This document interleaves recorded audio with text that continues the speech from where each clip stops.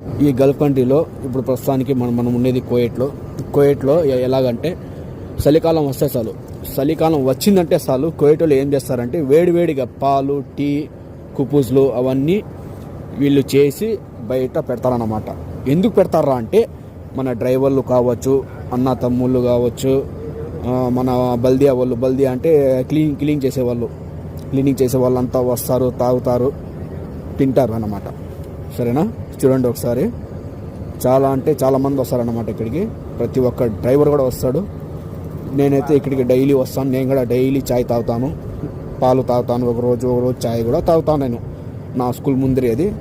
చూడండి, కావాలంటే చాలా మంది వస్తారు. చూడండి, కావాలంటే ఒక బాక్స్లో వచ్చి కుపూస్లు, పప్పు, ఒక దాంట్లో వచ్చి పాలు, చాయ్.